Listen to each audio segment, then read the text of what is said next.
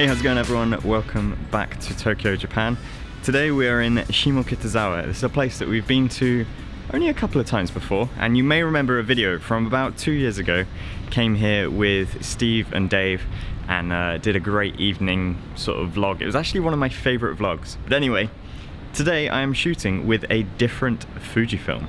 Now I've had this camera for a couple of years, and some of you guys may know it, but otherwise, check this out. This is the Fujifilm Instax Wide 210. Yep, did get that right. And I just picked up some fresh film. I've had it with me throughout this whole Japan trip, and because we've been filming so much, I just haven't carried it with me. But today, I wanna explore, get shots with an Instax. And Ellie also has an Instax. This one, my Gudetama Instax. It's the Mini 8. I think this is the classic that everyone has. Yes, but not everyone has the funky Gudetama. It's the inner child in me. If you don't know what Gudetama is, by the way, look it up. It is the Lazy Egg, the cartoon for millennials. By millennials? For millennials. I don't know who made it. Now, before you all laugh at the fact that I'm going to be using this camera, this is going to be, I guess, a fun, relaxed vlog, but also should hopefully be a lesson in kind of proving your eye on stuff, because it really doesn't matter what camera you're using. And what's nice about these is obviously you get instant results. There's something nostalgic about it. It's yeah, it's just great, and you've got those great Fujifilm colors coming straight out in proper Fujifilm film.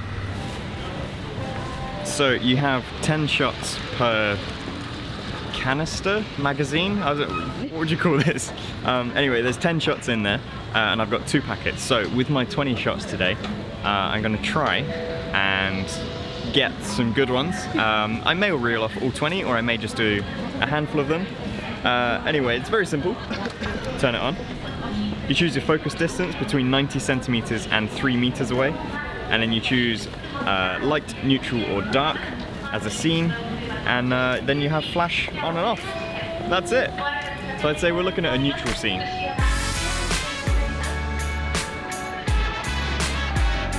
Now the secret is to put it in your pocket straight away. No shaking it like a Polaroid picture, that does not do it any good. There we go. Of course you'd put... And what do you have on the back? Take more photos. Yeah, of course you'd put your, what's it called? Dymo stickers. Dymo. So it takes about 2 minutes to expose the shot, and it's best to just keep it in a dark place. Somewhere flat as well kind of helps. Yeah, just don't go shaking it around. That's really not good. You need to make sure that it only exposes the light that was captured through the shutter. You don't want to leak in any other light. It should also be pointed out, if you have never shot with film before, film has an expiration date. So that is the same for these Instax films, and you need to make sure that if you want to get the best shots and quality from them, you use film that is in date still. However, you can still use film that is out of date. You just may get some mixed results, which, you know, could be kind of experimental. I've done that before with some Polaroid stuff, and they all came out brown.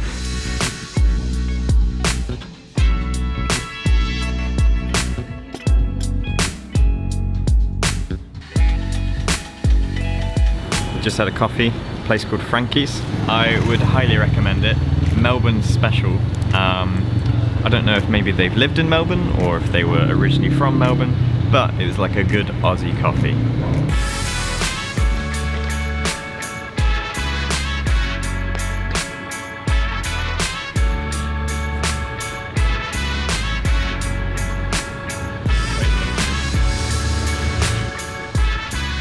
Oh my god, this is so heavy.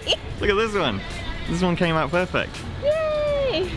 I could have maybe pressed the darken button and it would have been pretty good, but otherwise I'm happy with that one. That one's good.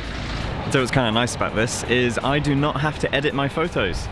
So what usually holds back releasing these vlogs is the fact that there's usually maybe like 15, 20 images, or, you know, however many I want to share. That of course takes time editing, exporting, and, you know, inputting throughout the vlog and whatever. This way, the camera's, you know, printing them for me. It's great. Not only that, but I'm seeing immediate results of the final product. And that particular shot just there with the yellow building, I wasn't sure if I'd timed it right, because when I pressed it, there was like a delay with the shutter, and I was like, oh no, did it work or not? But I managed to get the lady on the bike coming through at perfect timing. I'm happy with that, it was a good one.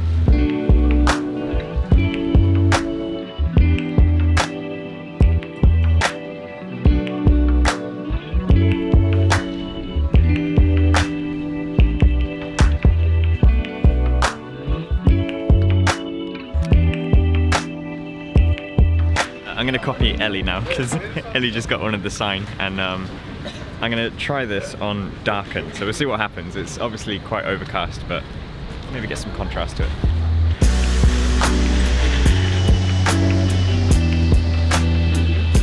What I like about these in comparison to what some of you may be familiar with would be the square Polaroid format.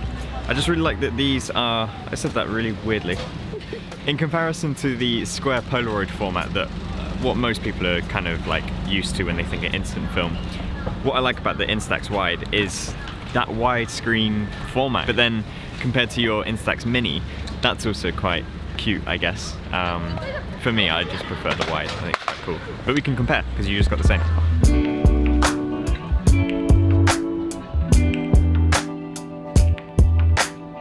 It's been a couple of minutes. Let's compare the difference between what Ellie got and what you got.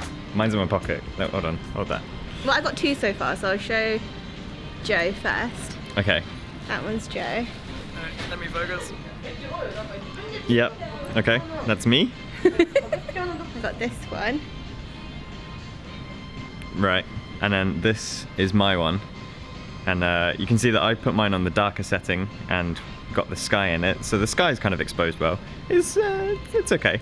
But Ellie's has come out so green, but we think we've got a theory behind that. Because where do you keep yours?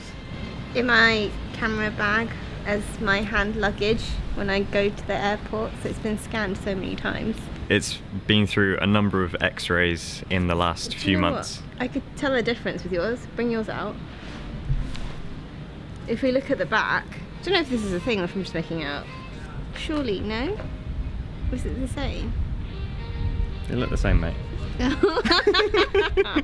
So obviously they've been through quite a few different x-ray machines at airports. Now I know they say the machines are okay for film, and as a legal right in America, I believe, I think it's also the same in Europe, you are allowed to go through and show your 35mm or your, you know, analog film of some sort, rather than send it through the x-ray machine. They usually say for ISO, or what is it, ASA of 400 or less, you should be alright in an x-ray machine. But given the fact that these have been through probably like, what, 6 different machines in the last couple of months? I remember actually a couple of years back I was taking mine through Tokyo, and I tried to explain to them like, oh, don't send it through the machine, and obviously they didn't understand me, and they just wanted to prove that it was a camera that actually worked and it wasn't like a, you know, suspicious device or anything. So they were like, take a picture. So I was like, oh, okay. So I went to take a picture of them, and they're like, no, no, no, no, no. I was like, oh, what do you mean then?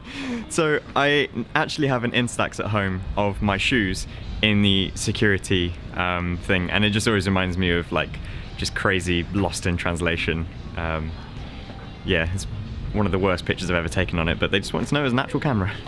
That was a ramble, wasn't it? I think I need a new fresh packet because I feel like I look like in the 1920s. That was when Instax was invented. Was it? No.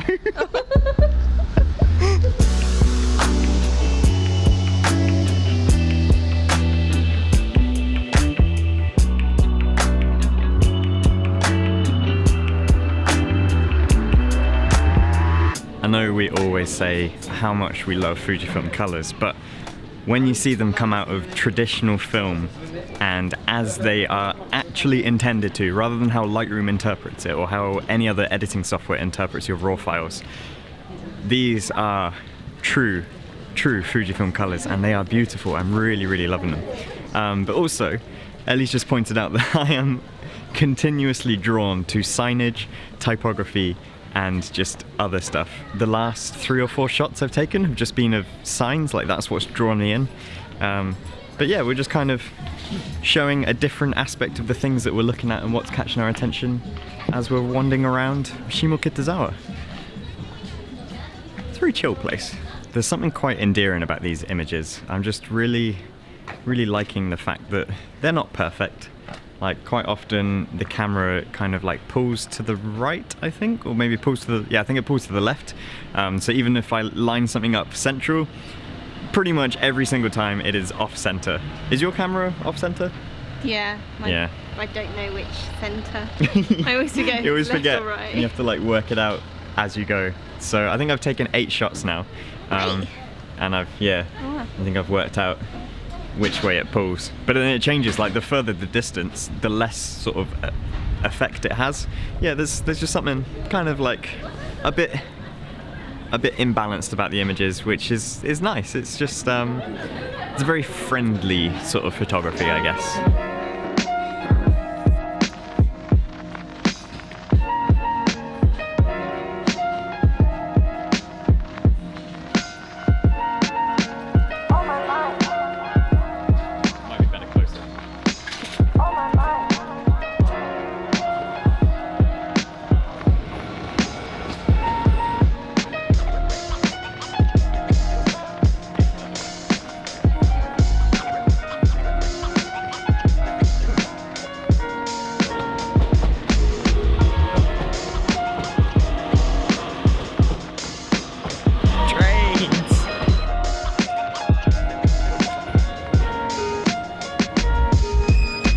We found ourselves at a level crossing again. If you haven't seen already, go and check out my vlog that I made a few weeks back, chasing trains and catching photos. It's actually one of my favourite vlogs I have ever made. So please go and check that. I'm going to link it up here and also link in the description, because Japan has some amazing crossings, and I think I've got a couple of my favourite Instaxes today just from here. It's pretty cool. I mean, my face says it all. I love trains in Japan. And the Instax is pretty good as well. It does also smell a lot like egg around here, and I'm wondering if it's the Lawson egg sandwich machine. Or the 7-Eleven one. It is pumping out egg, isn't it? It is quite eggy. I don't know why.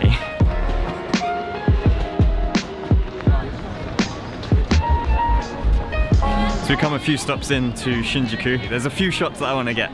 So there's an area just kind of at like a crossroad by Yodobashi Camera, and then there's one of my favourite shots in this area, which is on a bridge overlooking the road. And it's going to get dark quick, and I know this Instax is not very good in the dark at all. You kind of have to get closer and closer to your subject. No. So far I think I've had only one missed shot today.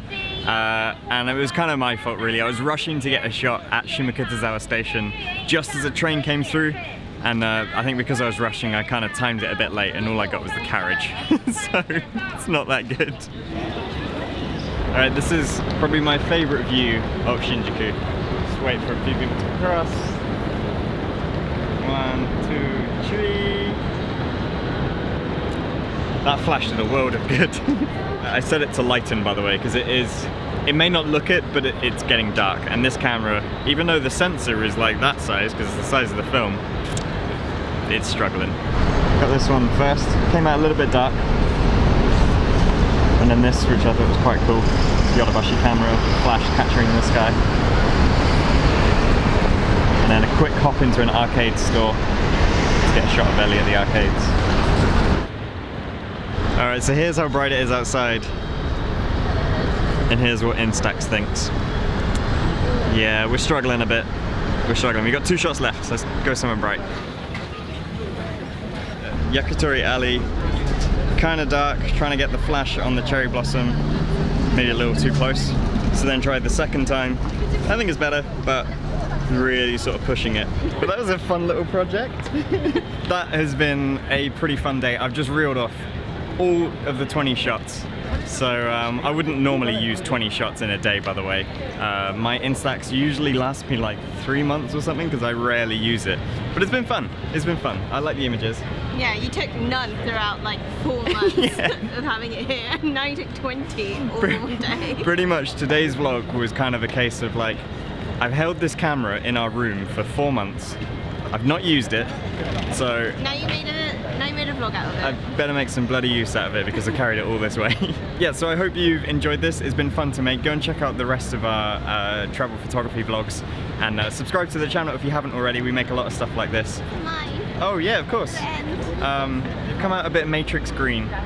Nice. It had like the sepia tone-ish to it. That's the look I'm going for. I think these are out of date.